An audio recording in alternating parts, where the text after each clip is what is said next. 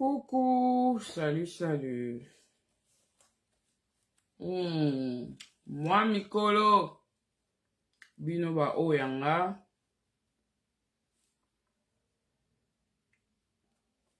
Lelo, la CPLA qui vraiment tout le mot très important. Non, vraiment, moulaï, mingité pour n'a vraiment dans mon problème à temps. Pour ça, on a le mot très très important. Donc, ndenge kaka batebele ba benga ka batebele bazotuna. Donc, au lobel biso maman makamba manipulation, mais au yebisi biso ndenge nini to salate. Bande kopona zo décision à kosala vidéo oyo. Esenga ina ngana za na présence en Nzambe. Coucou ma chérie, ça va? Luche. Et c'est la présence en Zambé pour contre manipulation et ça est l'eau facilité. Tozo lobé la makamuka ya ki camaraderie te kaka ya famille te tozo lobé la paix ba couple. Toz na zui ba message beleza bato ba olandanga na YouTube bato bazo landanga na TikTok bato ba olandanga na Facebook. Donc tous les jours, basenga ngakara mama tabita sali la biso vidéo ya contre manipulation. Bonsoir Eric. Bonsoir Marcel Sassé. Donc ezwinga pena ta nando lingate parce que mingi donc batu mingi pe il faut baza moi donc moi maturité. Au moins la tante olo bena mamba manipulation ba mame belé bazolanda. Sikotan ba okene bandaku bazo solo na babibai na bango kaka manipulateur boye okomi kofinga mutu. Et pourtant quand tu connais les œuvres de ya manipulateur, bonsoir Anifombo, tango yebi ba œuvre ya manipulateur ezate kokoma koganga ngo na liboso na ye to manipulatrice ebisaka ye tout le temps ko za manipulateur ko za manipulatrice omoni ke obuma masolo orozela stratégie mosusu. Donc, nous sommes là, évidemment, pour nous lakisa ba jeune à bango. Bonsoir, Joao. Pour lakisa ba jeune, ba manipulateur, ba manipulatrice. Ezali te pototine da binobo boma mabala. Ezape te pototine da binobo bandako fingara bango. Oh, manipulation, bonabo. Ezapona bango te. Chantal, salut. Donc, ezawana mingi pour nous pesa bino mayele. Jour moi bon afande ka na téléphone na nga kande na yambara bato ba benga nga à partir à page, il y a un monsieur qui m'appelle à partir de la France et tout qui me dit maman na apprendre momo kwa sika et pas ya moi sinanga et je suis sûr et certain qu'avion pas na yo. Yvonne salut. Na apprendre momo kwa sika donc moi sinanga bimisinga moi sinanga mikolo ko mo benga nga manipulateur na salika mukebo manipulateur olonga ngate. Na comprendre les têtes au fait, il déjà depuis plus de 17 ans. Maintenant, na yo ka mo wana te ki abenga manipulateur. Ce qu'on na yo landela ye, na comprendre kalanda yo. Nde wana bengi yo pona ko yebiso ki mais ozoko tia ba trouble na mabala bato. Hein? Donc vraiment nous ne sommes pas là pour mettre des troubles na ba mariage à bato, mais nous sommes là pour dire la vérité. Alors, tolobaki lelo, tozamulaite Togolobela mingi la contre-manipulation. Batu mingi ba éviter que na live lelo. Mais le plus important, c'est que na loba yango, même si ba ko landango sima et kozala bien. La manipulation la société na biso, surtout chez nous, pour l'enlobela mingi communauté la biso batamangala.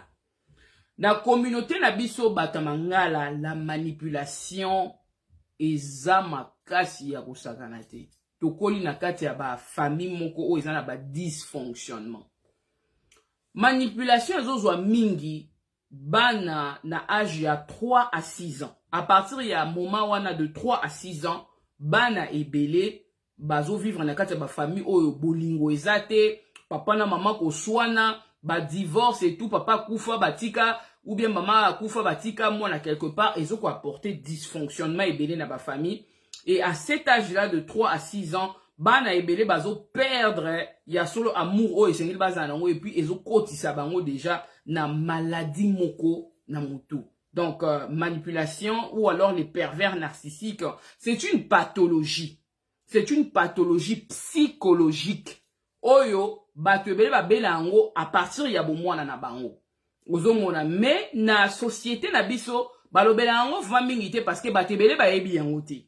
Ozo comprendre? Bato ebele bayebi yango te. Nous les Africains tokoli mingi na environnement wana et puis il y a aussi la colonisation. Voilà, les colons c'était des grands manipulateurs. Ba yé na Afrique, il fallait à tout prix que ba régner. Et ils ont adopté na ba pratique moko ya mabe, par exemple ko kata ba tu maboko, ko sala ko beta ba tu fimbu. Donc voilà, tout ça là c'était aussi la manipulation de gré ou de force, il fallait qu'il règne sur nous. Et biloko wana ekoma nango normal na ba école na biso on nous a appris à manipuler ko beta ko sala tout ça là. C'est des pratiques otozo kola nango na kati ya ba famille na biso, ba parents na biso bazo boko na biso na kati ya ba manipulation, on avait des pères et des mères manipulateurs et manipulatrices. Tout ça là c'est rentré dans le sang, alors qu'au kola tozo kola est comme si que manipulation est anormal. Et pourtant manipulation est anormalité. Alors netolobi, qu'est-ce que c'est la manipulation? Manipulation les ali aria ko manipuler mutu. Hein? Donc, il y a qu'on manipuler Moutou, il y a qu'on triporter Moutou pour que, voilà, Moutou a la liberté, il y a qu'on soit ba décision, il y a une dengue, sengeli, ezala, il y a qu'on la libre, il y a qu'on exprimer, ou il y a qu'on sentir. Alors, quand on manipule quelqu'un, voilà, toko opter, voilà, naba nzela moko ya mabe. Donc, ça peut être l'intimidation, voilà, ça peut être des critiques permanentes, ça peut être la violence aussi, kobeta. Ça peut être le découragement. Donc, au fin d'un an, donc, moussa n'est qu'à décourager. Le rognon, sur ça, là, ayaka qu'à décourager. Mon bali, mon bimba, à décourager. Moi, c'est mon bas décourage. Voilà. Ça peut être aussi, voilà, bah, façon, mon robot, il y a bien été au donc, humiliation, humiliation. On a mis ça, bah, tout ça, là, ils allaient, bah, façon, mon robot, bang, ça, mon tolinga, mon bali, mon bang, ça, va pas en pamba, so, sali, bon, on zo, bas, na, ozolo, bambanda. Moi si mon boye ça c'est aussi la manipulation. Or na kata motema na ye en réalité mais azo sala bongo po à maîtriser yo par la peur. Donc ceux qui ont la manipulation, il faut voir aussi le verbe faire peur aux gens. Donc il y a un moni qui batte belé bazo ko vivre na basi na bango na kata manipulation, ils ne savent pas autre chose si ce n'est que tant ba koli na maboto na bango babandai ko yokisa bango ka ko banga babandai ko bangi sa bango mingi. Et tant que bango bakoli à leur tour pensant que pour maîtriser l'éducation à bana, pour maîtriser moi si ton mobile là yo, il faut qu'on bangi sakaye. Voilà, JP salut, idioma salut. Donc voilà, il faut qu'on bangi sakaye. Donc ba pratique wana eza mingi na mabala na biso, ya lelo, na ba relation na ba parents enfants ezalipe. Or, une personne n'a pas été créée pour qu'elle évoluer justement pour accoler la carte environnement y a peur. Ce que bani kokola na carte environnement y a peur, au côté na libala, au vani na environnement y a peur. Ça veut dire quelque part relation na eza toxique. Je ne sais pas si on se comprend. Relation na eza toxique. Mi bali na biso ebele, o tozana bango. Voilà, ba bangi saka mingi basi pour ka maîtriser moi si. Akumbangi sa mwasi na kopesa lisusu mbongo te na kosala obote et puis ba misusu ba pekisaka même basi ke kokende kosala musala te. Donc romono tanga oza na profession oza intelligente tout, cet homme là pour te maîtriser pour na manipuler yo akopekisa yo ke ngai na pekisi yo kokende musala te. Tout ça c'est la manipulation. Ndeko mwasi ce ko zui mobali ayebisi yo ke na lingi te osala et pourtant que otanga bolimbisa nga ponga na kamuta vérité. Donc, et pourtant, otanga, okenda classe, on a la capacité, mais pour y abala yo, à maîtriser yo, à pekis yo, ke, otanga te, okene musata, tout ça qui médecin, et pour les lao kanaka sandako, sache que cet homme est manipulateur. Yango moni, bato ebele baza ko souffrir dans kati ya likambo. Ce qui peut la zone lobela yango, ce n'est pas par plaisir parce qu'il y a des gens qui en meurent. Bato ebele bazo kufa. Basi bazo kufa, mibali bazo kufa, bana bazo za la désorienter parce que tozo vanda, na ba manipulateur tozo la muka. Et ba manipulateur en question, eux-mêmes ne savent pas aussi que baza ba pervers narcissique, ba belaka pathologie moko kombo nango perversion narcissique. Malheureusement, scientifiquement parlant, perversion narcissique est bikaraté. Moutou so kazo bela perversion narcissique. Ako bikate la vie. Donc c'est des gens qui en meurent. Et en molara, souka ya ba pervers narcissique, voilà, et zalara que bakou fera seul, hein. Au moins, la batunyo so bakimi ye, ba mwasi akima, mobali akima, bana bakima, atikalaka aye moko. Alors, tant atikali ye moko, akokufe la paix modèle wana. Donc, vous comprendre la perversion narcissique, en tout cas, ceux qui moutoisent nango, il faut se soucier énormément. Na pe sabino ba signe ebele. Pour la web sabino oye ba ke moutoisa pervers. En général, une personne qui est perverse, aza moutumoko a reconnaître ba erreur n'a été. Point. 1. Aza moutumoko azalara déjà la raison. Depuis le début de la relation na bino, azalara déjà la raison. Donc, makambu nyo sotu oye koya na libala wana. Na relation wana yeba ke ye akozalaka toujours na raison. Ce qui a sali l'erreur na ye akose justifier ko lobaki na salaki boye po yo salaki boye. Na solo na ina tata moko ayebisinga lobi voilà. Moi si na ye a respectaka ye te na ndaku, moi si na salaka boye boye asaka boye yango abimaki libanda akendaki kolinga nani mwana ya camarade ya mwasi wana. Donc, mwana ya camarade ya mwasi wana akendaki kolinga mwana camarade ya mwasi na ye na ndaku pe atie ye zemi. Évidemment, atie ki ye zemi wana po na nini? Po, mwasi na ndaku a se comporta mabe. Nga na yebisa mabi papa. Déjà, kolinga mwana ya camarade ya mwasi na yo, humainement parlant, eza mabe. Ata mwasi na ndaku, aza mabe. Tangu yo kolinga mwana ya camarade ya mwasi na yo, au sali déjà ma beza abus de confiance parce que aza loko la mwana na yo de otie yezem mais na esika on reconnaître erreur na yo olobi ke na sala ki boye po mwasi na nga na ndaku ayoke la nga souste déjà mutu tanga zo sala ndenge wana c'est un pervers narcissique parce que il faut à reconnaître que na sali mabe bazongi saka nani mabe na mabete et puis aux ça la sous ba dégâts c'est déjà le début de la perversion où les gens doivent comprendre que quand je commence à faire de mauvaises choses et justifier cela par le fait que non conjoint nanga ou conjoint nanga asala ka boya ngonga pe na tambola ki ndumba mobali nanga atrisha ki ngonga pe na bimaki na camarade na ye oza manipulateur donc ou bien manipulatrice. C'est pour ça bandeko nanga il y a aussi la contre-manipulation. Sokozo vanda na mutu oyo aza manipulateur. Ozo zwa lisusu esika ya kope mate. Je vous dis que ebomaka. Manipulation ebomaka. Sokozo vanda na mutu abongo, il y a beaucoup de gens na début à relation azalaki brillante, azoko laza brillante, mais à comprendre le te à continuer à sa relation na libala, to na nini, je sais pas, okomi lokola ke ozoye basusu sens ya vie na yo te parce que tango vandi na manipulateur ako perdre yo sens ya vie. Okozala déconnecté na ta propre personne et puis okozala déconnecté na nzambe et na place wana ye manipulateur mutakovanda pourquoi baza bato balela ba jalelo.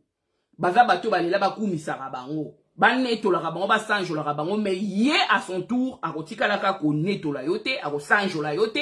Voilà, mais ekoba nozalaka ka sens unique. Yango boke baka na ba relation o eza sens unique. Relation o tongo koti na kati eza sens unique. Yo kaka muto salaka, yo kaka muto kumisaka mutu, yo kaka mutu. Mais na début ezalaki aller-retour. Salut Aimé Silik. Na début ezalaki aller-retour. Mais avec le temps est commis sens unique. Sens unique. Okomo comprendre que yo ne mto forcer bolingoto ni. Soki bo swani kaka yo ne mto kenda osenga pardon. Soki bo ana problème kaka yo ne mto luka kimia. Vous voyez? Donc, ce que comme on a sachez que voilà, il y a de fortes possibilités que Boufandi na moto azali pervers narcissique. D'où il y a la contre-manipulation. Mais contre-manipulation, oyo, ba expliquera ngote pa ya moto nyonso. Eza vraiment nazo yebisa bino déjà pour boyeba. Ba appliquera ngo pa moto nyonso te ko lali ola muki, obali mobali noto obali mwasi na yo. Voilà, salut Aimé. Obani ko appliquer contre-manipulation. Non. Ba appliquer contre-manipulation, soko sentir que, voilà, na ba donné nuance surtout ou epesami, mutu oyo aza manipulateur. Mutu oyo aza manipulatrice. Salut mwamba nangai. Mutu oyo aza manipulatrice. Nde okoki ko appliquer ba makambo na ngine bisabino siko. Parce que c'est des clés très très importantes. Voilà où ils ont permettre mutu azonga. Bon. Tokoleka rapidement na ba clé na biso. Oyo ezali voilà point numéro 1 manipulateur. Eloko ya makasi manipulateur azalaka nango po akanga mutu. Hein? So avandi na mwasi na ye, avandi na mobali na ye to, bana mobali na ye, quelque chose comme ça, maman mbanda zo boko la bana, ba manipulateur et loko ya makasi bazaka nango na vie clé oyo pene et bouka kabiso tant que ça na kati ya ba relation, c'est des choses qu'on appelle les accusations. Au mona ofanda na ndaku moko boye babokolaka yo, ofanda na mobali moko boye na mwasi moko boye to na famille moko boye basemeki moko boye musala na bango kaka kofundaka yo. Ou accuser yo, mais si on vandi, on fait raisonner conscience, donc comprendre que makambo bazo ko accuser ngana yebi yangote, je suis innocent, je suis innocente. Na yebi te ceux qui bossi bo viva déjà ba expérience a bon. O vanda na relation moko boye na camarade, o vanda na relation moko boye na musala chef na yo, o vanda na relation moko na mobali na mwasi yo tozo ko accentuer maintenant ici plus na kati ya relation à libala. Donc o vanda na relation na mobali to na mwasi na yo, mais o comprenera te partenaire moko kaka accusaka yo na makambo oyo yo oyebaka te. Et alors, quand baza ko accuser yo na makambo oyo yebaka te, ça c'est le point numéro 1, réflexe na yo ya liboso ekozala ko se justifier. Omoni, okoma mutu moko ya mawa, ozo comprendre te misu pai, obenga oyo expliquer kana yo. Obenga ba famille na ye o expliquer kana yo. Ozo comprendre, po ozo luka à tout prix, voilà, ba comprendre yo na accusation oyo ba pesi yo ozala oloba ke naza innocente en fait. Naza innocent. En réalité oza pena innocent. Yo moko na kati yo yebi ko oza innocent. Yepe mutu azo kwa accuser yo wana.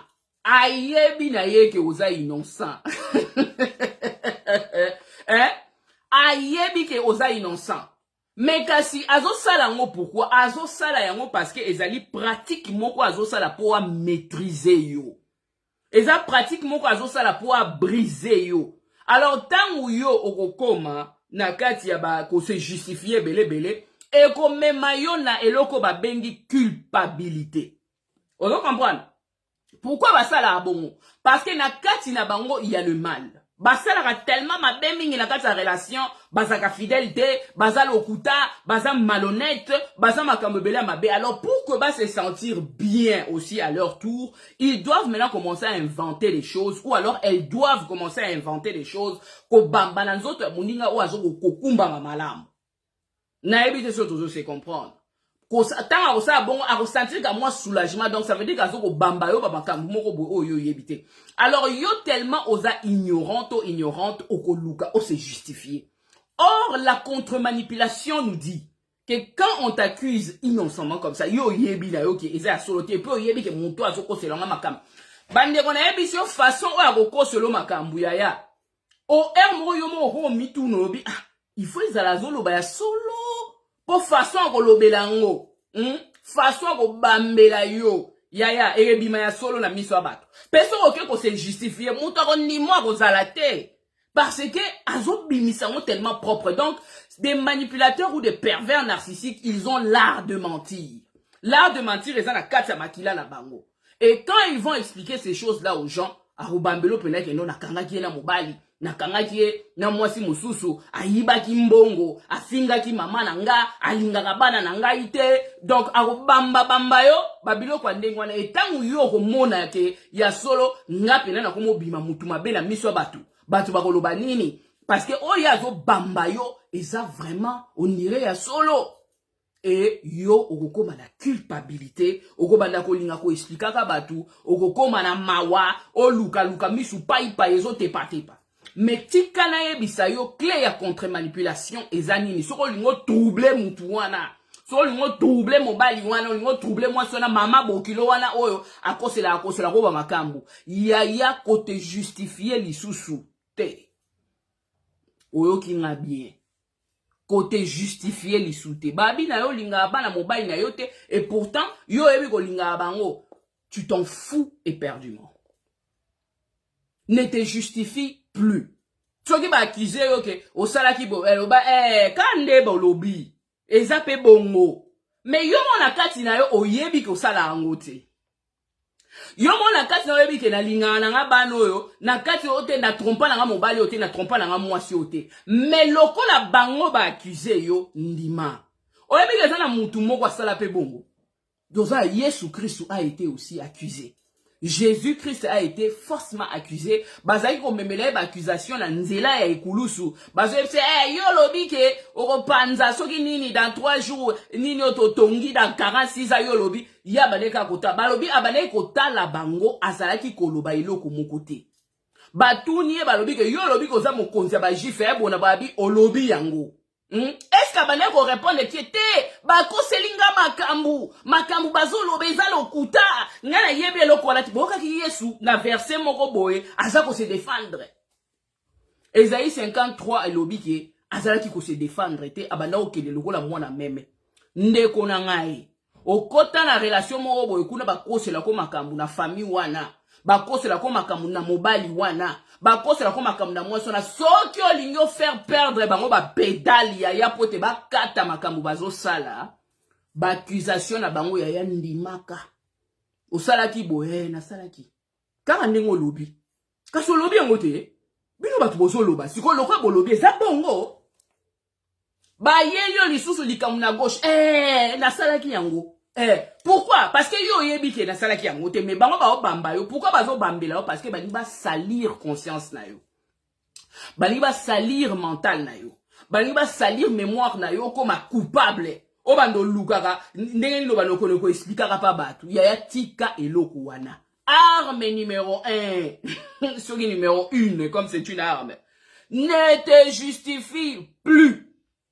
Na ba accusation na bango parce que ba relation toxique ezalaka soko olali olamuki likambo entele bimi olali olamuki likambo entele bimi olali olamuki o bakangaki na mwasi moko kuna olali olamuki o te mobali o asololaki alingaki camarade na ngai mais yo moko na sa mutemo oyebi ke nga na tikala kolinga camarade na mwasi na ngai te mais balali balamuki bakoselinga likambo ndima ke côté justifié te. Pourtant on te justifié ya ou pesi bango raison, ou pesi bango makasi parce que pour ça na bango ezalaki que yo o te justifié pour ba seka yo. Bazo yeba ke non za nango bongo te. Oyebi arme nini diable a utilisé na lola.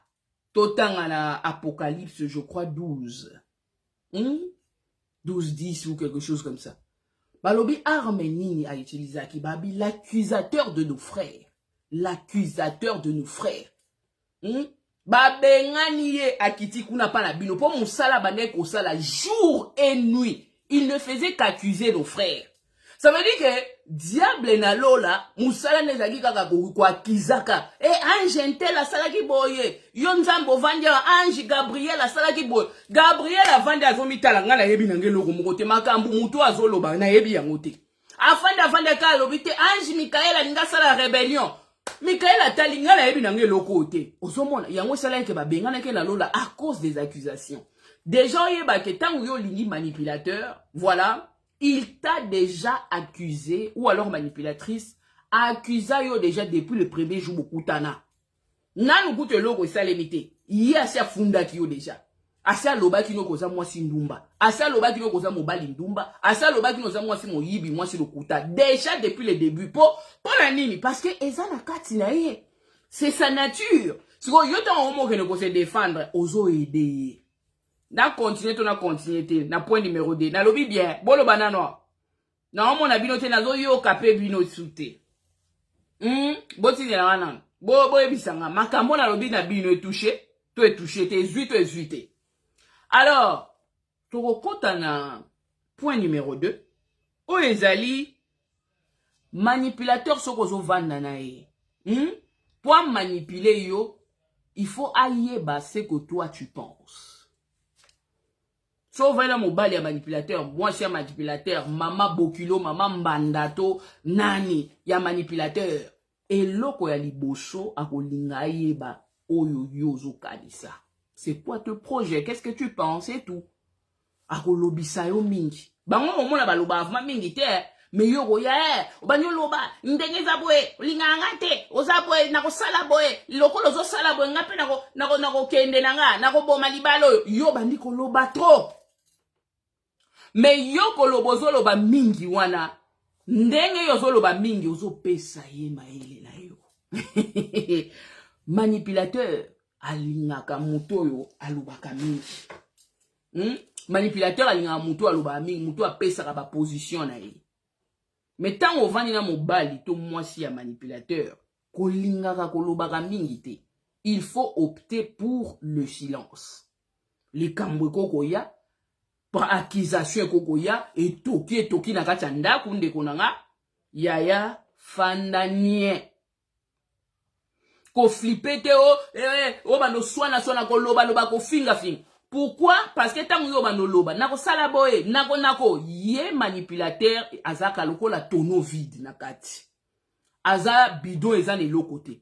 Siko tant yo bano loba na mingi na se ya colère ozo loba le makambo ko sala, nako lakisa yo ko mona zela kutu nako linga, nako boya yo. Tant ozo yebisa ndenge wana yaba ni ko capter biloko wana.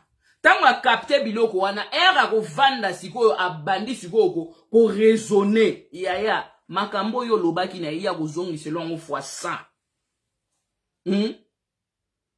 Soko comprendre ko za mobali moko mwasi moko ya manipulateur, manipulatrice, andimaka raison te, andimaka te kazanga na tort, azalaka toujours na raison de toute façon na makambo nyonso tout. Tika ko bebisa munoko na yo.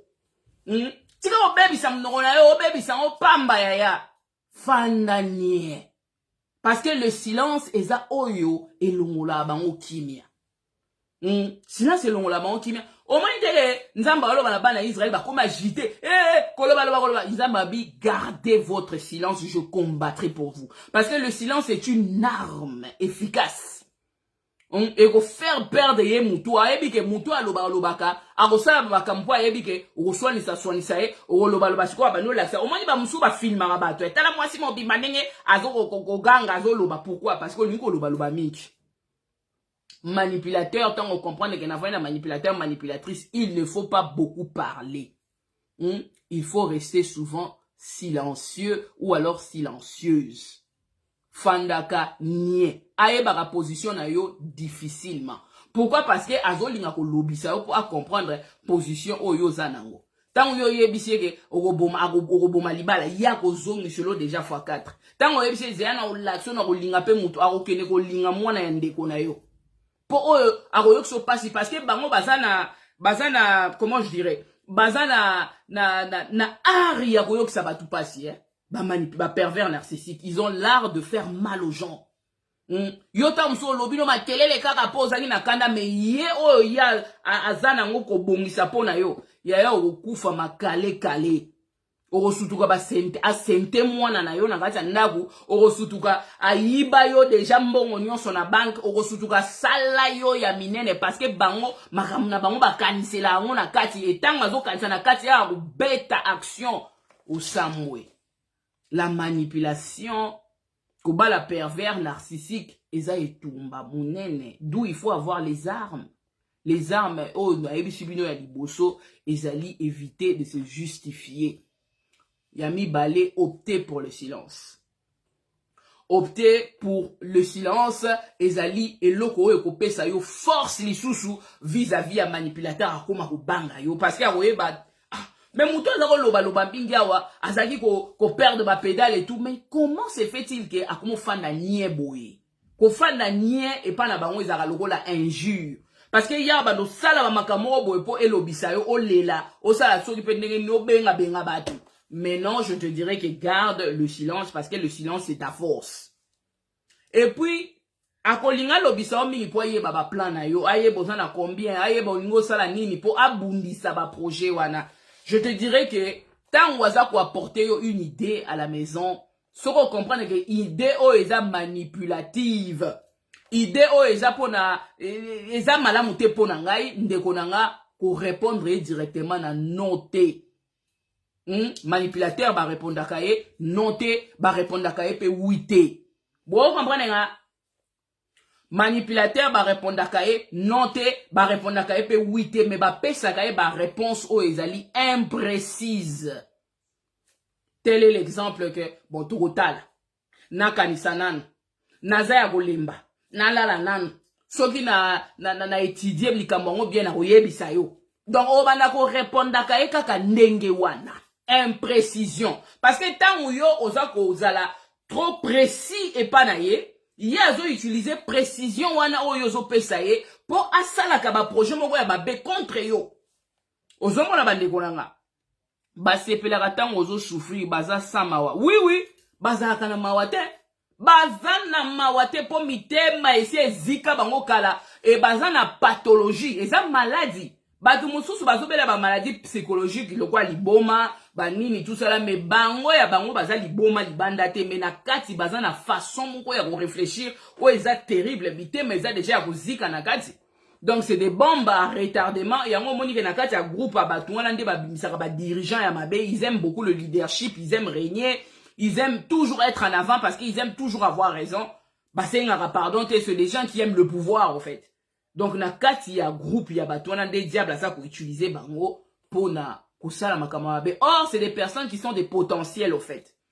Baza bato moko ba na potentiel ya makasi nzamba pesi bango, mais qu'on utilise mal, au fait, à cause de la souffrance, misusu pe bata misala mabe to ebite. Yango moni ke tangu oza ko répondre na manipulateur zalaka ou bien manipulatrice zalaka imprécis ou alors imprécise. Koyebisaka ye ba réponse clarté parce que ye azozela ba réponse claire na yo pona nini po a manipuler yo. Alors manipulateur point numéro 3 ezaki manipulateur na début a kopesa yo beaucoup d'attention. A kopesa yo bolingo ebele. Parce que bolingo ebele on attend a pesa yo beaucoup d'attention, c'est au fait pour t'impressionner, c'est pour t'emprisonner dans son amour toxique, pour voilà, reprendre ton attention et tout, a kopesa yo babilo kwana nyonso tout. Et toi tu diras oh nakuta na mobile ya vina nga nakuta na moi sa vina ngai, na nazwa mobile ya boete. Tolobi te ke bango nyonso baza ndenge moko.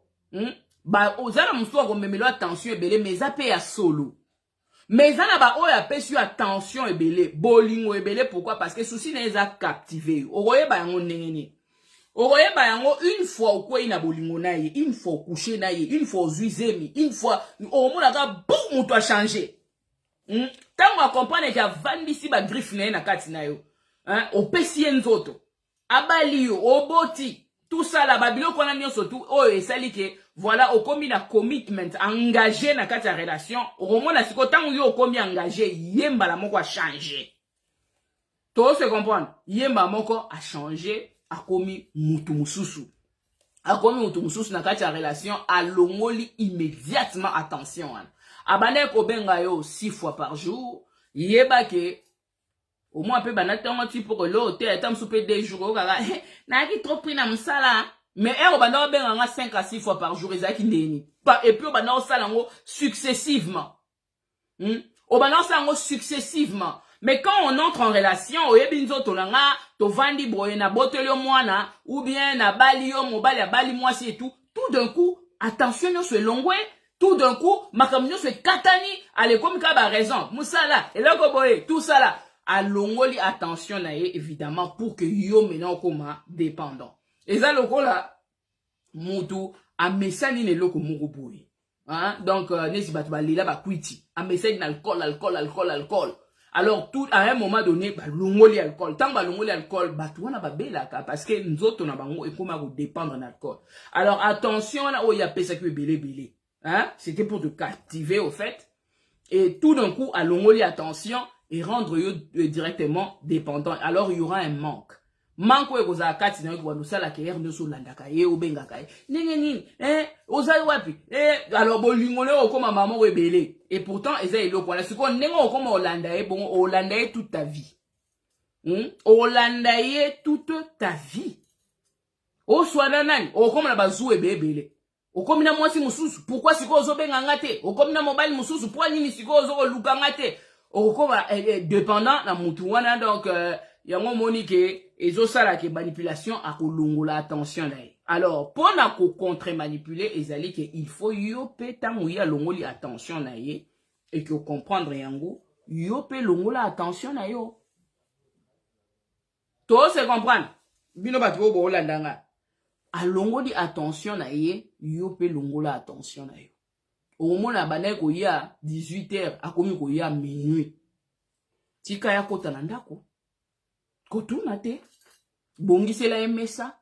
Chela biloko na ya lia. Soke ko lala, lobi na tongo tuni. Ah, olia kite, problème. Otambola ki malam. Ok, problème esate. Ko landa ba explication ebelete. Pour azali ko sa l'effort à 18h, tout d'un coup, e komi minuit. Mbalama ko komi tongo. Oh, des jours. ezanda kunaye ayebi nzela soki osassurer oyebi ke kuna place ake aza na ye malamu ekomi nango nde mode de vie na ye akozongaka retard pour me faire souffrir, ben garde le silence. Je sais que c'est difficile bolingo, mais yo okwei na mutu oyo aza ko mériter bolingo te, okwei na mutu oyo na kati ya motema na ye kaka bolingo ya toxique mutu eza kuna. Bapesaka bolingo ya malamu na mutu oyo a mérité bolingo. Mais mutu oyo aza toxique, bolingo ne pe toxique, makambo nyonso toxique. Okene ko souffrir pour na mutande wana. D'où il faut te réveiller. Donc emballe tes sentiments et tout. Commence aussi à ignorer, même si tu vas souffrir, mais ne montre pas ça. Et tant que tu vas ignorer, tout d'un coup, il va se poser des grandes questions. Parce que tu vois, ngai azoluka ngate c'est ka alingane ngate pour ne pas oublier que manipulateur alukaka attention na biso. Manipulateur alingaka to tchaye na place ya liboso. Manipulateur alingaka ke nesika o nzambe avanda ka yende afanda. To manipulatrice, comprenez-moi. Donc yende afanda. Siko tanga omona ke bajalelo wana yozopesa ete. Bajalelo wana ba bolingo wana ba sentime belebele ozopesa ete. Siko aromitu na question, est-ce que mon coup a marché ou n'a pas marché? D'où, voilà, à cause de la perturber, nakati na ye, et ko pousser ye à changer les sous au babengi, ba stratégie. Mais yo loko loza déjà informé. Donc, et ça le côté, pour manipulateur, aza capable de memelo manda na porte anda. Pour nani, pour na ko susciter jalousie, pour na ko susciter loko mona kati na opo, ozala toujours dépendant. Ya mwana lobara mawana basi yo bakenda ko bunda bitumba. Oh te, mobali nanga. Moi ok ko bunda bitumba bakati yo lito ngana na moninga mama na moko azana lito ya plastique. Donc voilà akenda ko bundela mobali kuna kenda ki bakata e gilet koto balongo lito batia lito ya plastique. Vous voyez, il ne faut pas aller commencer à se battre comme ça pour na mobali pour se battre pour na moi si parce que moi c'est ngozongo lo bundela na to mobali ozo ko bundela a moi mke ayebi mamba wasalate. D'où la contre-manipulation, tant au moni ba elio moi si n'importe andaku ignore tout simplement. C'est difficile, oui, c'est compliqué mon tolingara, mais ça exige ça. Donc tu dois complètement ignorer. Et ça linga pas si ok mais koufe la kaka kuna na motema ya na bundate na budelo ni. Alors tant où mobile ya manipulateur à comprendre que na ndaku yona ye afoko ko maîtriser le sous bien te. Clé na bango souvent ezakaka lingi moi si libanda po bo s'affronter. Bo s'affronter o comprendre que non yepe libanda ba linga qu'est-ce que tangu yo romona bongo bani ko kene ko bumbisaka moi si wana o monite ko sungie à continuer na kati ya manipulation wana. D'où il ne faut pas l'aider dans ses projets machiavéliques maléfiques. Alinga moi si na nenga banda ki nango ne pas osukisa nango. Ah oui hein. Nenga banda ki yango nenga osukisa nango so alinga ya okota na kati ya salon yemo mto oyeba makamba osala nous de toute façon on s'en fout. Donc voilà, c'est pour vous dire que enlevez aussi l'attention. Soyez bango ba longoli attention, toi aussi enlève. Arrête de te déranger beaucoup.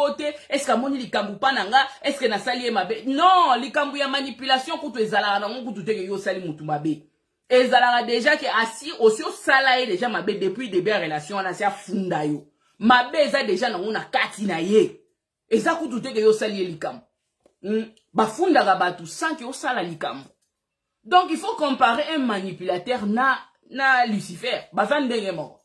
Ba pratique au Lucifer azanango, yango ba pratique manipulateur, pervers, narcissique azanango. To sala diable nini. To sala diable eloko nini. Tout comme on kuta na camarade moko o sala la keka ba bola mo ebele mo comprenez camarade ngo trahissaka yo kaka. Akenaka ko poselo ba makampa ba camarade na yo mususu. Akenaka ko bebi selo ba relation. Mais on mi tuna mais camarade on la sali ba bola mo ebele. Pourquoi est-ce que azo sala nga boy? Ozo ba pété pourquoi? Parce que cette personne a déjà le mal en elle depuis le début de la relation, c'est toi tu ne le savais pas. Donc batum sunu ngeza bon misu na bango et mon ara susu ninge batum normal ba mon arate misu na bango mon ara déjà mabe partout. Mutu nyonso azaka mabe ope mabo mabe ozongisa bo mabe. Bon, ceux qui ont se décidé que Ozwanga bongo na vie na yo, c'est ton problème. Le plus important que je suis en paix avec ma conscience. Et comme à l'issue plus dur, ceux qui m'ont donné à tata ya banano, à maman ya banana yo, a commis go traiter au bon. Et comme à l'issue plus dur. Mais laisse-moi vous dire que c'est la vie. La vie est un combat. On peut tout rencontrer dans la vie. Naebisa Rabino, que, attention, façon Nzamba faut opérer, façon pe diable a opérer. Nzambe a placé Batu Moussous na kati ya vie na biso comme des portes et certaines personnes comme des clés. Nera diable Nzambe a sa diable pas à imiter. Azoko placer pe Batu Moussous comme de mauvaises portes dans nos vies et Batu Moussous comme des mauvaises clés qui ouvrent des mauvaises portes. Donc, Batouan à cause de la camarade na yo, à cause de la négo na yo, enseignant, collègue non la moussa, mais à kokipe cause de la mobali, tout moi c'est oyo bali. C'est difficile, c'est compliqué, mais c'est comme ça. Parce que, na coutume na biso africain et tout, c'est difficile de toucher à l'institution au eza libala. Balinga kako simba yango te eza na ba église. Ata mabe eza kuna ate, nzambe nda yebi, mais comment vous protégez le mariage, mais vous ne protégez pas les personnes qui y sont? Le mariage, c'est pour le bénéfice de qui? C'est pas pour le bénéfice de Dieu seulement qui a créé l'institution, mais c'est aussi pour le bénéfice des gens qui y sont. Comment se fait-il que nous sommes mariés? Moi, je suis mal, on me traite mal dans ce mariage et tout, donc il y a personne qui regarde, tout le monde regarde, et au bala, au salabo et tout ça là.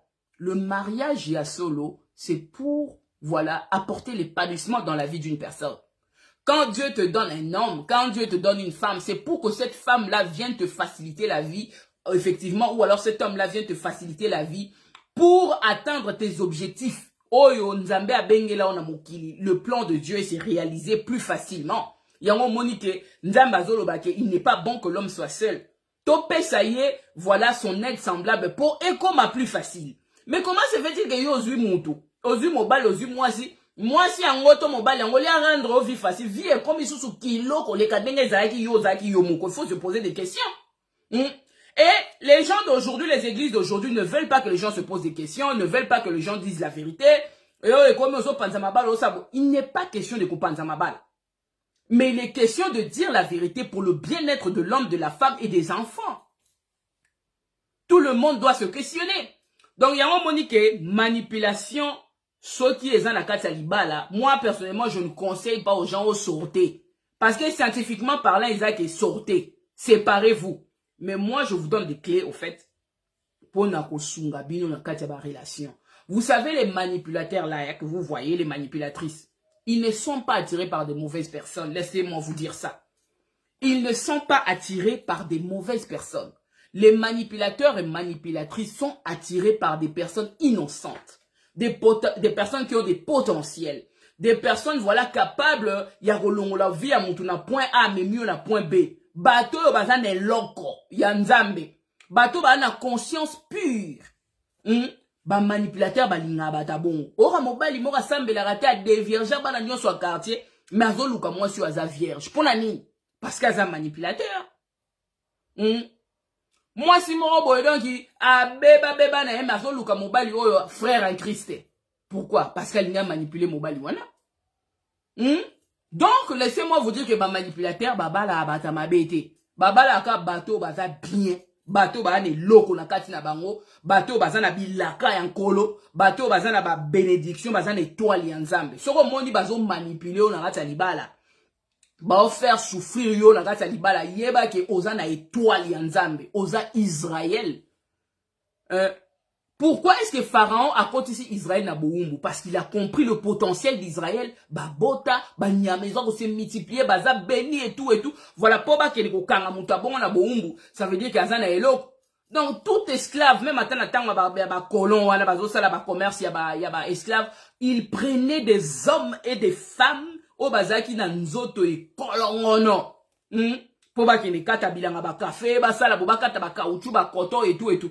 Donc c'est des gens qui avaient vraiment le corps. Ce qu'on a dit malade, il y a un moment où bazaki po kangaete bisa ki système ya kokata ba binoko kokata ba misapi tout ça là parce que muto aza musapi katana muto aza ba binoko katana ba rozwa yote po kende na esclavagisme. Donc ils avaient besoin de gens qui avaient du potentiel, qui avaient de force.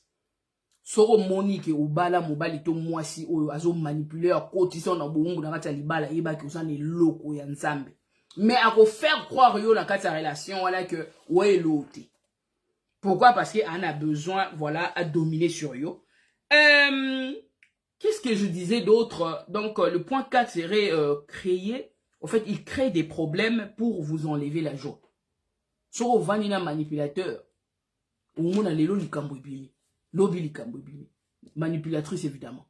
Tout ça là, c'est pourquoi? C'est pour vous enlever la joie. Et là, mon arole au bord, on a l'itama. Au konda, a pété ça sous souté. A joie ka ozara miss, des miss, yoka beauté. Joie photo no lelo, na photo à kala. Il n'y a pas match, il n'y a pas photo, beaucoup kanate. On dirait deux personnes différentes. Yango monaka, trop de critiques. Trop de critiques naka talibala ana. Ozo sale l'effort, arundi mayote. Au moins la mbetu, toujours au dénigrer, ah mobali mobimba yebi ko salate, bona boya beta kaka bakumi bale alembi. Or que tozoe bate que sexualité, ça a quelque chose à voir avec la tête. Quand la tête n'est pas calme, l'homme ne peut pas livrer son potentiel sexuel comme il le faut. Alors moi, si on a un baby, ça déjà mon tout pour foutre à ma surtout. Mais donc c'est un peu comme le pyromane et au même moment, azo jouer pompier. Pyromane, il y a un peu sa moto, mais il y a pas comme ta sous soit jouer à bombe. Vous comprenez ça? Donc il y a un monique basala ramakambo pour na olongola rabiso esengo. Au moins la kendagi musala yebi keso na zongi na okute na mwa coin wana loboko na litama lipute toboka pas de maquillage de l'autre côté donc bongo nzala azolia tesko bango tango azomona muto o souffrir ne wana bango suko bazoka makasi ndena yebisa ki sœur na moko abenga ngai azaka na Canada bango soki amoni ozo souffrir maya miso zo bima kolela pa pamba bo swana ya yo kanti ko lela wana ozo lela zo ede ya zo yo kamongi toko ya zo ka gu tangu yo zo lela au moins so ake na chambre che yes azui ayoki balela terme oyo azui ayoki ba manipulateur balela eloko wana or mutu oyo azana eloko nzambe akoka jamais koloba na mutu ke ozui. Pourquoi? Parce que nous avons la compassion. Moutou normal, il faut avoir la compassion. Tant au monima a mis sur moninga, il faut payer son mawa. Pourquoi les lit? Pourquoi vous les là? Ni na lobi lo comme abe, mais bango yo kaka yo mo moutou luka ki on lela soko lela. Ozui, soko yo ki moutou azo lubandengwana, c'est un pervers narcissique. Parce que Nzambe asala maya michoute pour rien et puis asala pe compassion te karapamba boy. Les gens doivent avoir de la compassion. Les gens doivent être sensibles na ba douleur ya ba tonsus. Soko bali mwasi ayoke la ko mawate tangu yo za na pasi. Soko bali mobali maya misu na yo elobelaka ye eloko moko te. Mais tu as épousé un malade? Azana pathologie. Donc, voilà, on va souffrir inutilement. Donc, cette personne-là va commencer à créer la douleur en toi. Il va créer des situations pour t'enlever la joie. Or que Dieu t'a créé pour que tu aies la joie et que au glorifier. Manipulateur et l'ongi na bango ezalaka toujours nassé. Spirituellement parlant, et l'ongi na bango ezalaka pour la nini baza toujours na mawa. Yango moni Christ tango akotaki na tempelo pona koteya. Akokaki koteya te tango amoni mwasi azaki bossu elongeta la kanase akokaki te ezaki Shabbat mais asalaki miracle pona nini po il fallaki mwana na ye atelema tout droit elongeta la likolo. Alors yo continue la relation mutu moko boya kitisa yo elongi na se. Elongi na se kitisa yo ya wana okumisa nzambe ndenge que tnenge to kumisa nzambe to zaka elongi likolo bani ko kumisa nzambe nzambo za malamu nzambo salela ngabo ezwa lokumu. L'objectif ya nzambe oyo asaleli moto na mokili ezali po moto akumisaka ye me bakumisaka nzambe tango motema no ezala kimia pe ezala esengo. Tu vois ce que mutu wana oyo fandi na ye a réussir kolongola yo mawa rappela ka mikolo nyonso ke oza kisita a rappela ka yo ko yebi ko sala eloko te na ndaku a rappela ka yo ke ozali elongi mabe a rappela ka yo ke oza mwasi ya zoba mobali ya pauvre boy ya okumisa nzambe ndenge nini Bonsoir Aïda Kombe. Bonsoir Henri Madouva. Okum Sanzamede. Oba ozala akana mawa. Obanda toujours ko pousser ba cri. Yango Monique Nzambe azoyebisa na Moïse alobi va délivrer mes enfants pour que ba kende na désert ko salela ngai ko kumisa ngai.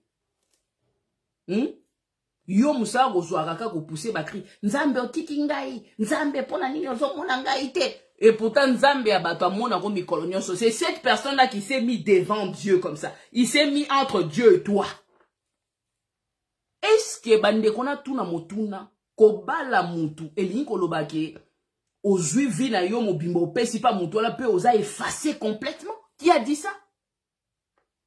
Mais bato mususu azoya kokota na vi na yo pour voilà à effacer yo na Nzambe. Donc ça veut dire que lui il se met entre Dieu et toi ya fandi wana. Boniko oye po sala mpanzi nanga mais oye po okangela nga nzela na Nzambe te. Oye te po barrer ba bénédiction to ba plan Nzambe kati na bomo inange yango monike to fungola ka misu. Kota na relation misu go bioka ote l'amour aveugle. Combien de personnes ba obenga na ba 4 du mat oro fungola téléphone boso na laxi bino répertoire na nga ya WhatsApp. Mutu mo mo la tindelo 50 messages 50 voice ozo ba te na ko banda ko yoka nini na ko répondre nini. Kolela na kolela. Mais c'est quoi? C'est quoi? Relation eza po lelisaka mutu te. Relation eza te ke po pesa mutu posa ya komi boma, mutu azo linganga te, bona boy tout ça azo sala nga makambo. Relation eza po na bongo te. Relation eza po na kolongola mutu na point A komema ye na point B. L'avancement, faciliter quelque chose. Na bali mobali vie comme plus facile. Na bali moi si vie comme un peu plus facile. Oui ba combat yak. Mais ce que comme que et commander mode de vie. Ce qu'on va dans moto monique ozala ki boy mais au comme ko régresser. Ko dégringoler. Ya mentalement, spirituellement, physiquement, il faut se poser tant de questions. Le problème avec nous sommes trop sentimentalistes. Tozana ba sentiment et benen na kati ba relation batu ba koloba nini des trucs comme on vit pour des gens et pourtant tu souffres chez toi là-bas à la maison. Olela ramikonyo so yo baninga kuse ba kela kolala yawe koma ya pinzoli baninga ba kota na douche pona okene ko sokola yawe koma ya pinzoli yo kanti ke nzamba zo sepela na modèle wana. Dieu est content dans ça, Dieu n'est pas content. Ngala si na zwa songe na mona batu ko ganga kolela. Mais Nzamba za kosala ba centre de refuge pour que bana na yeba kende kuna. Ero lela kawana Nzambe pona nini mutu azosala nga boye likamu nini nanga yo kanisi ke Nzamba zo yo kate. Pourquoi Yesu azonga kate? Yesu azozonga te po makelele ya batu eleki ya kolela tongo midi pourquoi? Ok na douche ko kolela o binzoli wana yo kanisi ozokitisa ezokende wapi? Nzambe azomona yango. Yango azotelemisa pe batu po baloba na yo. Yo moni kaka video mama tabite bimi bo e bimi pamba te bimi po il faut zonga na ndako ya tata. Il faut esengwe zonga na kati ya vie na yo. Pourquoi est-ce que mutu oyo akomi centre ya bomoi na yo? Akomi racine na yo. Et pourtant la seule racine doit rester Dieu. Soki mutu akomi ko empêcher yo omona esengo ya vie. Omona esengo ya existence ya bomotono na sena moi. Yaya. Aza ya yota. Aza motinda mi ya satana. Parce que mutu oyo aza motinda mi ya Nzambe. Bitumba ezanga kate. Ba faute ezanga kate. Ego zalaka.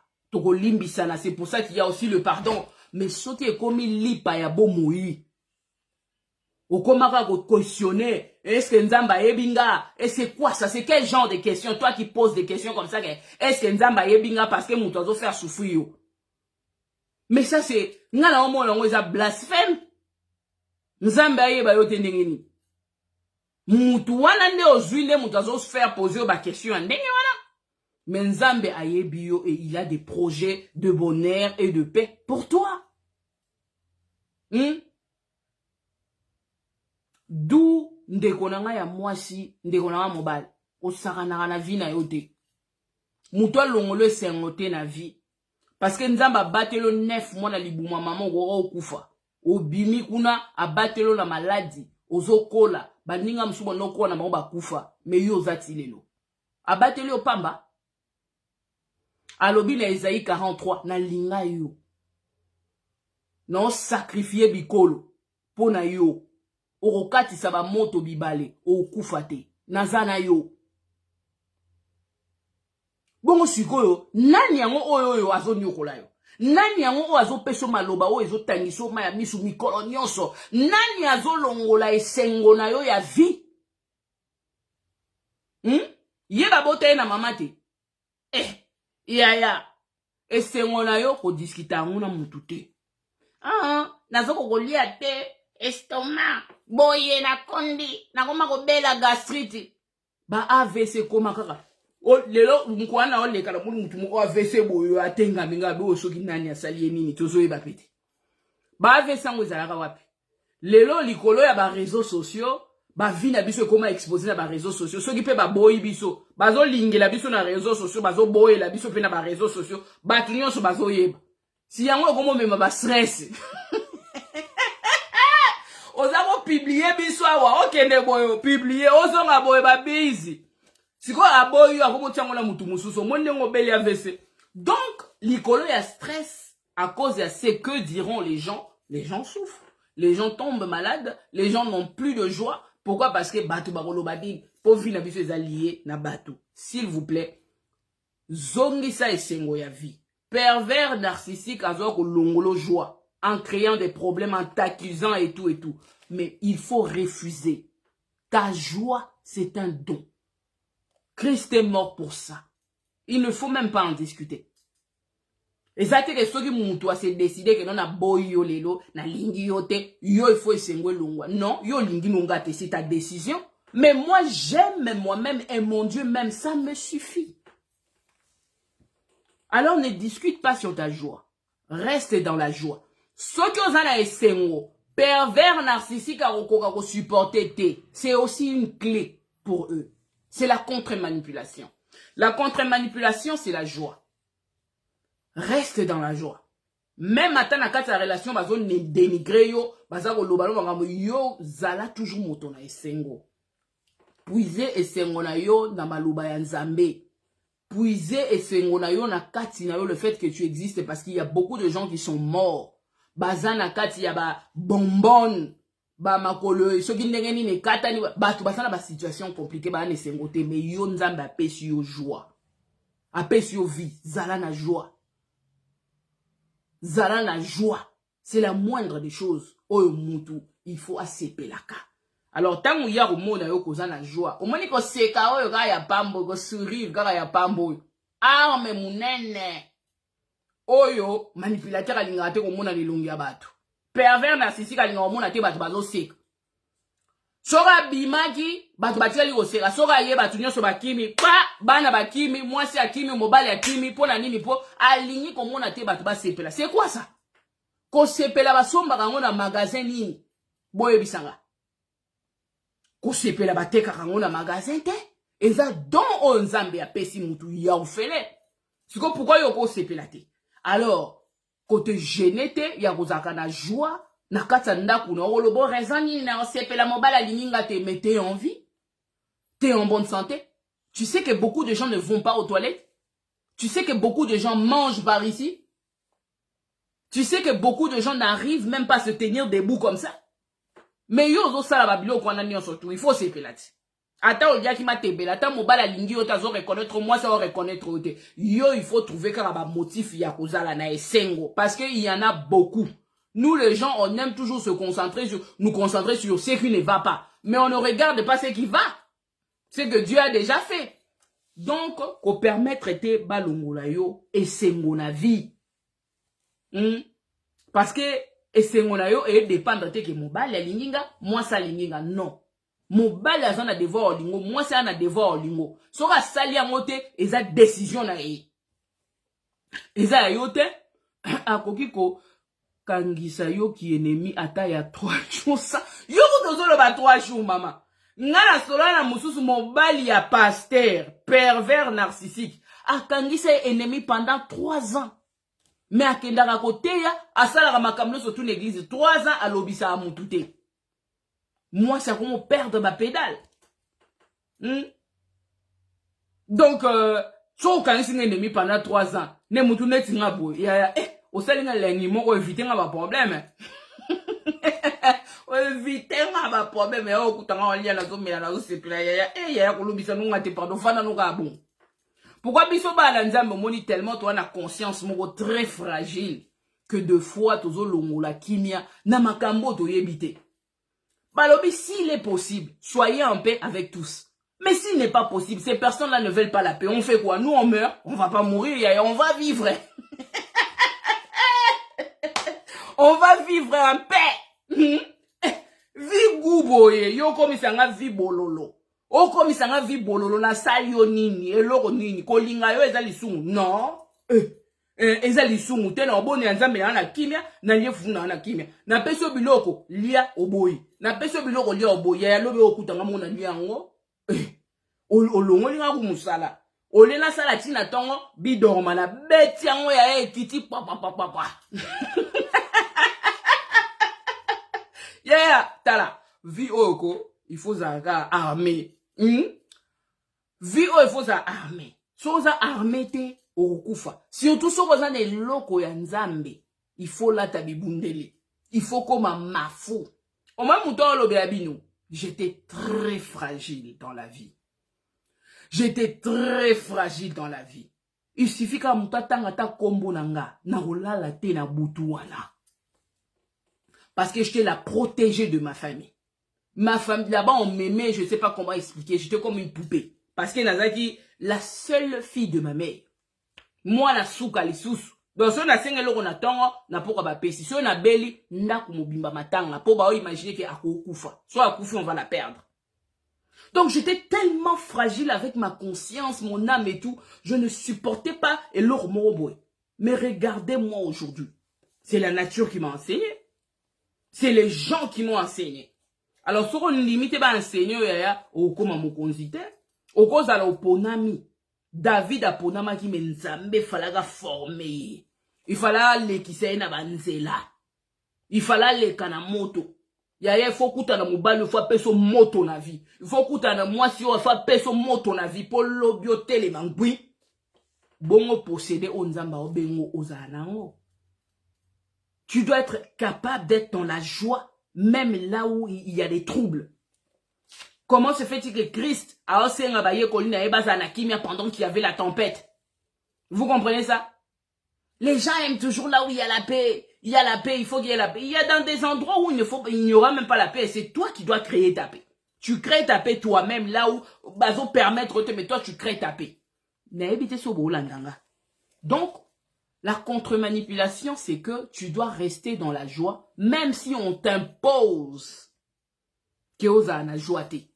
Il faut créer joie. Tu as musique, nzambe, ya beta, bouka, loket. Oyebi les gens quand à 16h, allez, tu as musique et kuna.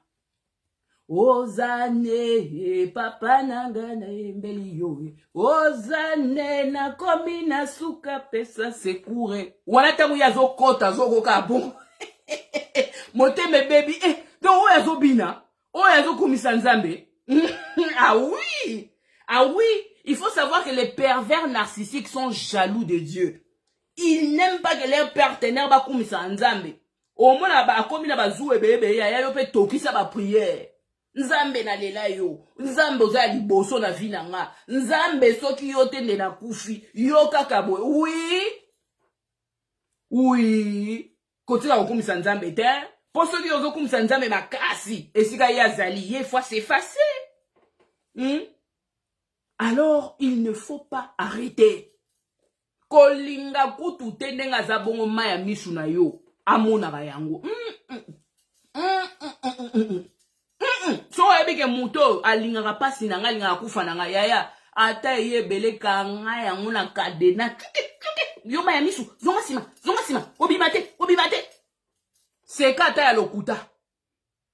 Soka bimi, bou! okochoke kolela ha wana oleli penzo kamoliango mais la présence na ye komekate erreur batebe basala ozolela aleye kuna zofingo ozui oyoki yo mo mto lukaki yango te lela te soko leli okase osani ya bonu zosambwisa baya misu boye maya misu ebongaki bima kote compassion ezali bibe ezoba biso akoka komona maya misu abana na ye te ata mabe yango bosalaki motane ndeni ye moko abi bozongela nga bana Israel bozongela nga nakoki kolela na bino te yo zokende kolela koto bafingaka maya misu na yo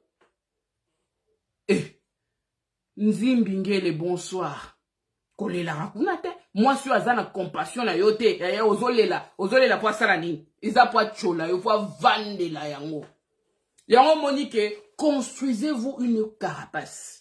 École toleka batu mingi omona leki école à vie malade betiye à côté hôpital école nazoleka yangwana batu musu école à vie pauvreté kozanga banzala école ne yangwana mais batu musu école à vie ya libala école na yo kuna ndefo kemba kuna ndefo koma makasi kuna fo longwa zoba oyo utaki pa ba parents na bino lo lela pamba awa ndefo koma makasi D'où soyez dans la joie, ne permettez pas que Bassa bino mabe. Alors, point mon sous que ces gens-là ne complimentent pas, ils n'encouragent pas. Au revoir na mobile to moi si mo bona de bien banda ko encourager ou abanda ko complimenter mais plus bo va na libalo comprendre que na comment on va na adversaire na nga.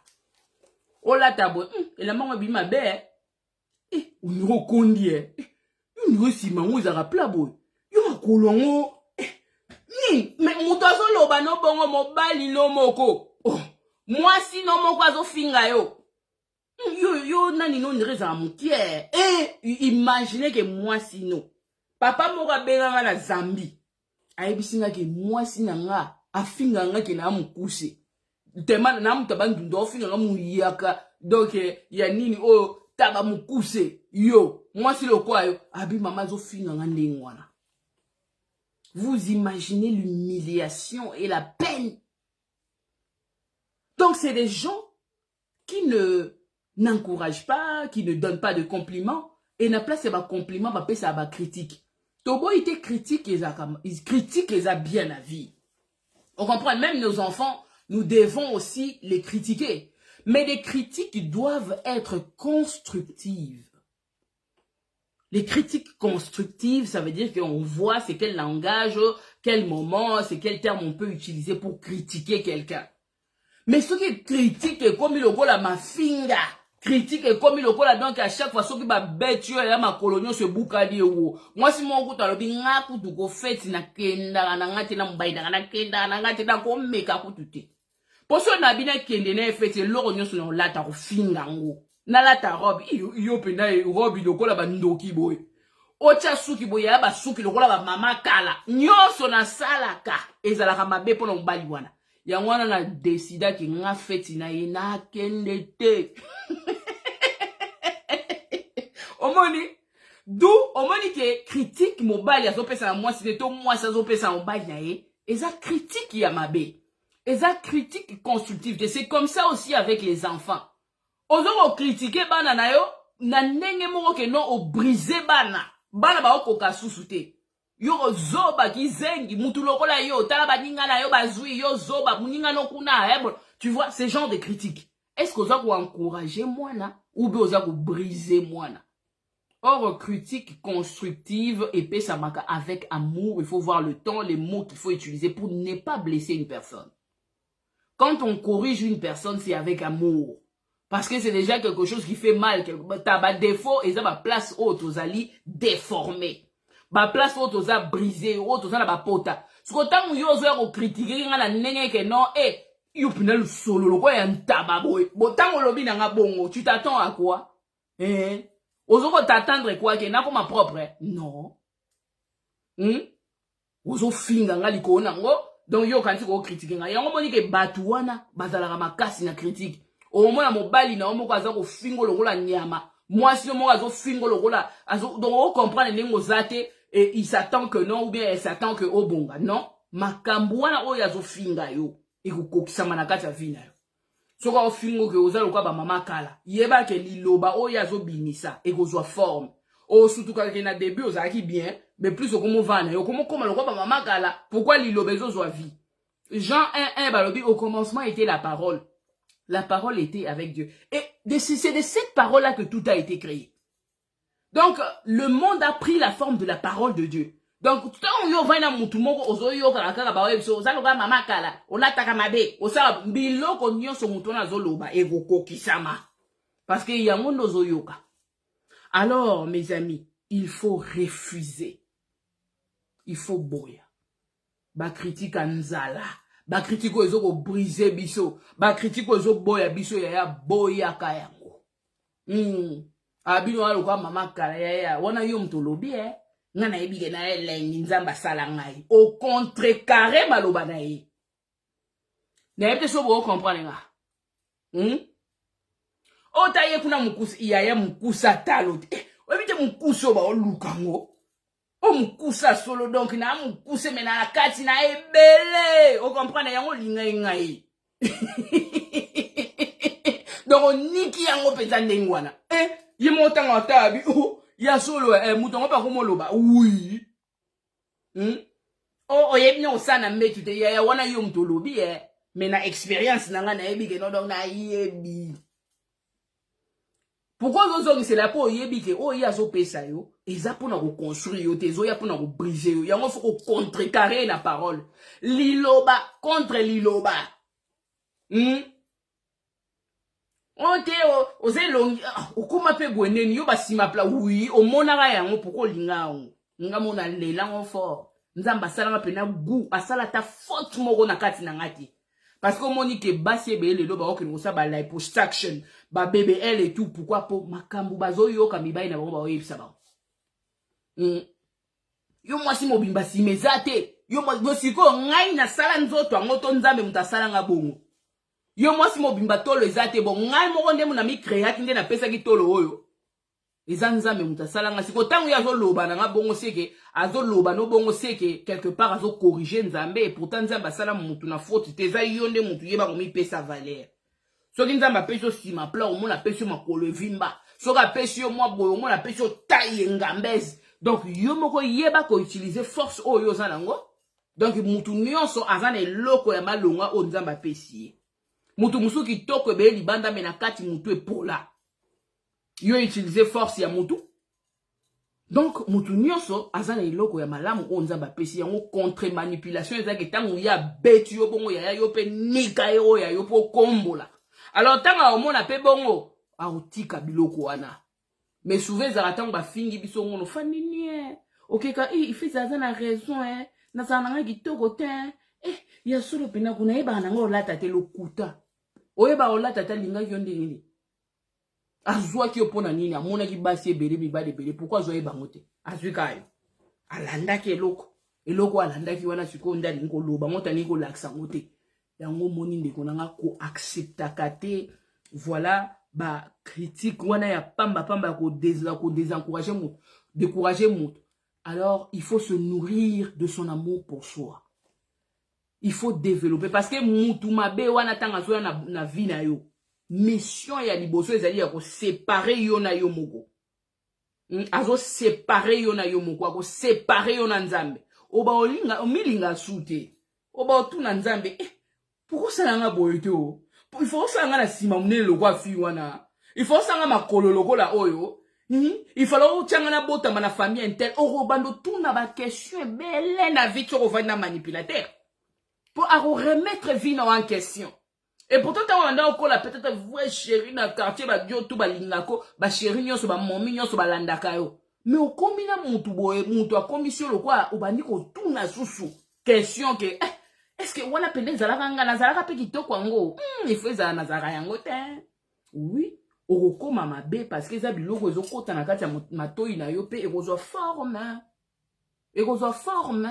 N'acceptez pas ba finga bino na kati ya relation. Non. Po tango bazo ku finga bino ça veut dire que ba finga nzambe oyo asala bino.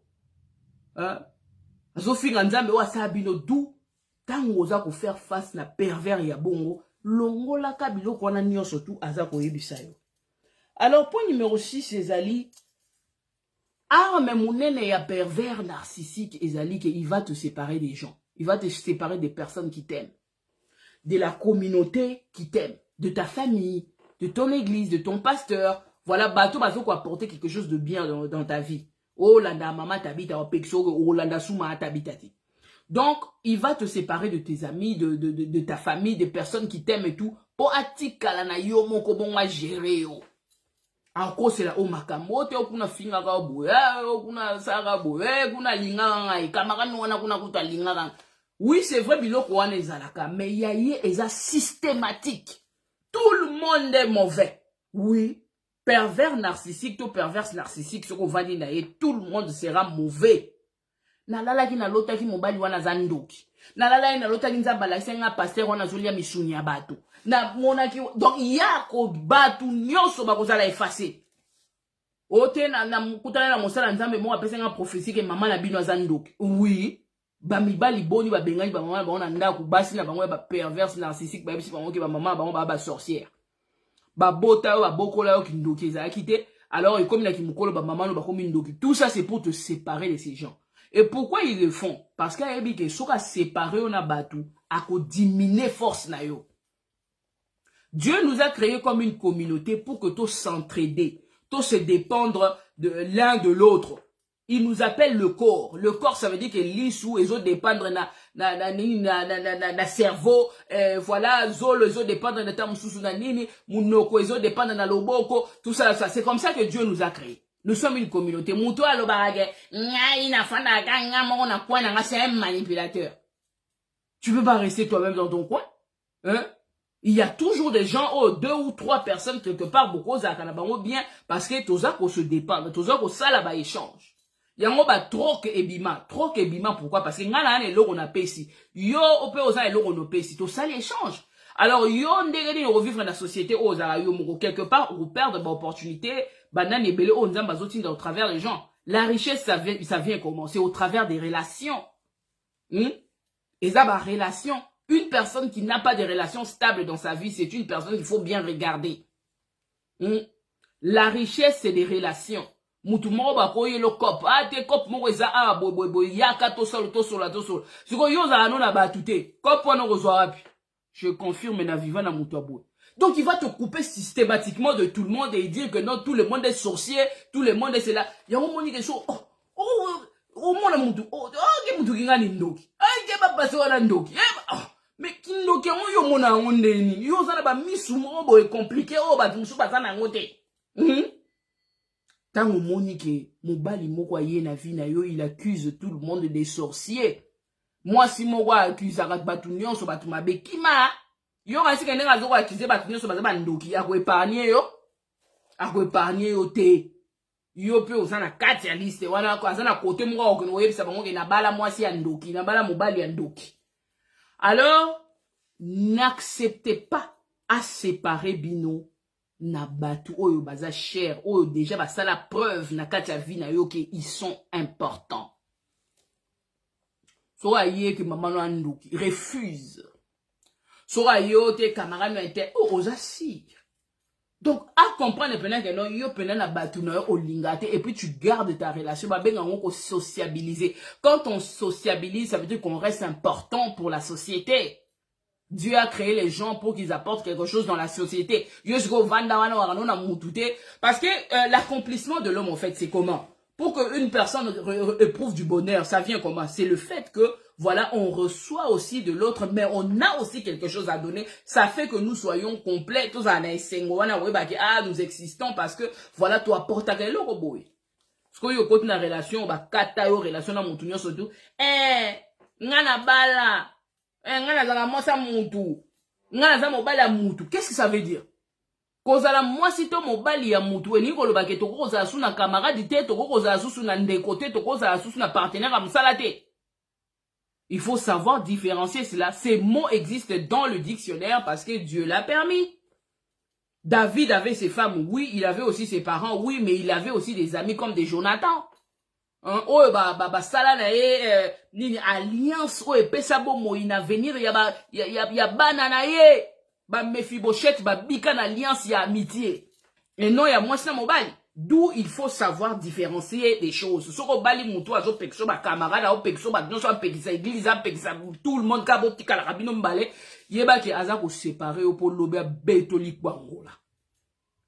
Refuse la contre-manipulation, ça veut dire que tu gardes des amis qui sont chers dans ta vie et qui ont prouvé. Ce qui y a parce que ce n'est pas normal. Donc voilà, critiquer pour affaiblir. Donc ça peut point mon sous-sous.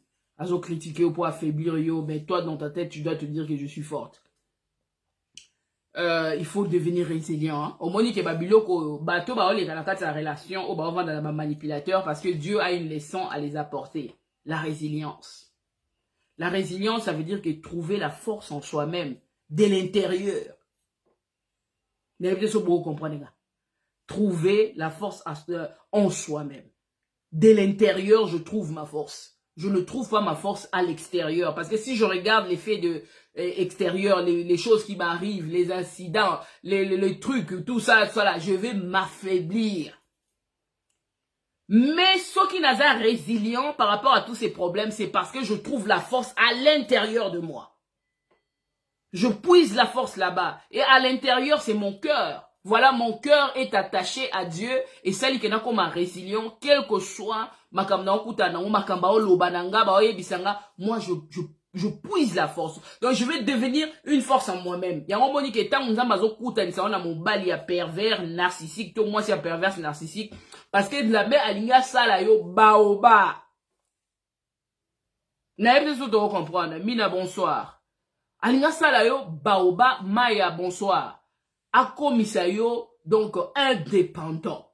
Okoma mutumoko résilient. Okoma moi si moko ya makasi. Quel que soit où ezako les cas tout autour na yo, parce que Dieu sait qu'en toi il y a la force, voilà, pour vaincre ce mal. Et quand tu auras compris tout ça, tant okoma résilient, voilà, tu verras que cette personne, soit à kotika la pembeni na yo, angumbami, ou soit à okima. Pichou, ngalefu, alobi nazaki na mwasi ya bongo, amemanga ina prison. Oh, désolé pour ça. Désolé pour ça. Donc, si tu comprends cette personne, laissez-moi vous donner un secret. Les gens pervers narcissiques, voilà, c'est des gens qui sont en eux-mêmes déjà faibles. Bah, tout le monde va la force. Et bah, les pamba, au moins, tant que tu as côté na douche, tangi porte, yo, kalisi kuna gagnon à ma casse, n'sora na gegolela. Surtout, sur à perdre mouto, ya tchela motema. À perdre mouto, à vandela qui a commis ça qui est kiti. Balela amakasi mais aolak sauté. Donc c'est des personnes qui sont en eux-mêmes à l'intérieur, ils sont tellement faibles. Ba eloroté. Force na bango eyaka par rapport ya ndenge a vandeli mutu. Siko azui makasi ya mutu wana komisi yango ya ye moko azui a pesi ya yo. Ya ye moko azui a pesi yo. Siko makasi na yo o ya azui la kyo ne bandeli azui yango. Oya ya pete wana ndenga zana ngo eloko te na kati aza vide et tout apesi yango pa na yo. Siko yo ozwa ba haine wana o eza na kati na ye abwaki yango pa na yo, ba faiblesse, ba amertume et tout abwaki pa na yo. Et sengo na o siko azui. Azui yango moni, ils aiment des personnes qui ont la vie quoi. Ils aiment des personnes qui sont vraiment vivantes. Alors tant on va na yo azui vie o eza kati na okufa o eza pa na ye apesi. Eza lokola mwasi oyo alalela ki mwana bomi mwana na butu. Alazui mwana ya kokufa apesi mususu azui mwana ya bomo ya zui sola ezalaki yo na ngambe to komi kolela ya mwana na ngai ye babomi mwana ngambe mwasi wana boya ka bi mwana ya kufa oyo aza ya ngate tozokende kuna tozokende pa mokonzi kuna azokata makambo il faut koboya il faut koboya nene ebisi bino wana il faut koboya et devenir résiliente. On n'a rien à justifier sur cette terre, en fait. Christ nous a déjà sauvés. Alors, on a vu son son, il est coulou sous ya. Oh, force, il y a un manipulateur, et zanine. Batulibanda. Yoron moni a opé qui sa yo ke. Makamuna biso a kokendo loba ango libanda te. Mais ye mutu aliboso akamataka makambu nyonso akenda koyebisa mama na bango bakamarade ake kofunda yo yo so boya ya otosa ye obetaka makambu na bino libanda te. Mais ye azoka bino nyonso akendaka nango akenda kobetela bakamarade likambo semi na tongo 2 minutes après bakamarade si bayebi. Mais bayeba rango ndenge nini obolo bateke ngam na lobi omoni siko yo fananie ye koto amema ko ba rapport, tu vois. Donc c'est difficile et compliqué de savoir que une personne qu'on aime muto ozo coucher na ye boboti na ye bana akoki ko bongwa na ennemi na yo. C'est la réalité. Et difficile à accepter pour certains. Mais pour la batu ba kola lokola ba biso boyaya to comprendre ngo keza normal. Champ de bataille ça partout. Ba couple bulo baba yemba ngo balobi mama na yo akoki ko bongwa na satana. Soki mama na yo ko bongwa na satana. Mobali to moi sino pa ko bongwa na satana. Ngai ba message na ngai a raté pour na bateau ba bien. Bateau ba couple réussi. Vie na bango réussi, makambo so ne venez pas sur ma page parce que je n'ai pas de message pour vous. Moi j'ai des messages seulement pour les gens qui sont brisés, les gens qui sont cassés, les gens qui sont fatigués, qui ne savent plus où aller expliquer leurs problèmes. Moi j'ai des messages pour vous parce que vous existez, Dieu vous connaît. Ba pharisé ba okama oh yezo ki nous fona na bandumba ko gono kota na bandaka ba miyibe oh bongo soki bataboye ba zala katenga na lingangi na ya dokotolo aza pona bata maladie te. Donc, mes messages, c'est pour vous. La plupart des gens qui m'appellent, c'est des gens qui ont tout le temps des problèmes, qui ont envie de se suicider, des gens qui sont divorcés, des trucs bizarres et tout comme ça, une vie compliquée qu'on ne sait même pas expliquer, ou on ne sait pas. Moussou a botaba na 7, ina batata 4 oiseaux. Donc, azoé ba tout taba dandeni. Moi, je suis là pour vous. Parce que mission nanga, eza pour na batabongo. Pour batabongo, mokile bossa na bango, batu babetela bango ka basolo mabe. Batu bakizaka bango kaka ndumba boye mobali mobimba. Mais nzambe azaka na posa na bino on a sa vidéo mo ba bisemba bilokota azobeta na fulu pa milangi akala ba sapata akala nazo somba yeso somba ka batabongo tilelo boko mamakasi. Ne vous laissez pas faire dans ce genre de relations. Dieu est capable de vous relever et de vous construire. Ce n'est pas la fin du monde. Battez-vous pour votre vie. Battez-vous pour l'avenir. Le fait d'exister, c'est un cadeau. Tout le monde est venu na kako comme belle attention pour moi c'est mon raboya linga. Mobali mo linga ité. C'est quoi le problème? Aïbe ka linga qui était pourquoi foutre qui dot. C'est sa décision. Mais si lui il opte ou alors elle opte pour ne pas t'aimer, c'est son choix. Mais nous là, toi là, il ne faut pas arrêter de t'aimer. Parce que c'est un devoir. C'est vraiment un devoir. Alors je vous aime énormément. Des gros bisous. Tant les autres trahir. Donc tant les autres trahir. Merci beaucoup maman pour vos enseignements. Et transformer Ngamingi, toujours sagesse n'a pas sujet à bouer. Oui. Chez les Batamangala, ce n'est pas seulement que les bouzoba. Donc, il y a la carte à Batamangala pour na yoka kabato babenganga. Oh, na tout na ba mais bien bouzoba maye les belé beau. Pourquoi pour le battre? Pourquoi pour le battre? Pourquoi pour le battre? Et puis, je ne regrette pas que le bakane na le lingala pour ma communauté. Moi, ça me fait du bien. Vraiment que Dieu te bénisse, Yvonne, Kapinga, Oumela, Kola Lisusu, Mwamba, Nzama Pambola, Patience, Cousine, Mana. Ba bisou et belé na quoi femme forte. Je me rappelle tant au benganga to solo la mambo belé donc reste encore forte. Na ebi ke donc ka basangwa bien. Donc la muraille là de ta vie là doit se reconstruire. La muraille doit se reconstruire et c'est à toi de le faire. Donc Rosine beaucoup là. Basali Saliba Karen Bozouzi, des gros bisous pour toi, merci d'être là. Donc voilà, Luchi, Amoro ya Motema, la femme forte. Oumela, Zala, donc Bozatel, mes belés, mina de bonheur. Janine Mbote, Yvonne Pichou, Mwamba, Mina, Maya Luz, Mbote Belé. Wateme Belé, Aïda, je peux pas dire tout le monde, vraiment. Henri, bonne soirée. Restez fort et forte chez vous. Sachez que Dieu vous aime. Donc vous avez le devoir de vous aimer correctement. Alors je dis bien correctement. Si quelqu'un ne t'aime pas, alors c'est son problème. Nous, on va s'aimer. On va bien manger, prendre soin de nous.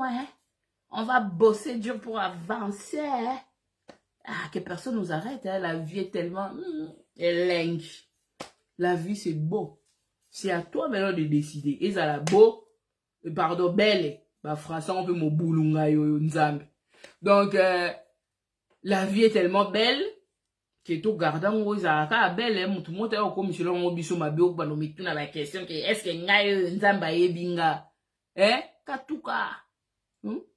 Nzamba yeba yo, c'est bon à créer une dégaine. La vie est belle. C'est à toi maintenant de voir comment Roko Misango belle parce que tu as des armes, toutes les armes tu les as, non? Il y a des histoires que tu vas bête la ranga mo musuna okina kanda gavi mais muto osaka la ville azoe bati la ville été. Alors bye bye, gros bisous, ciao ciao, je vous aime.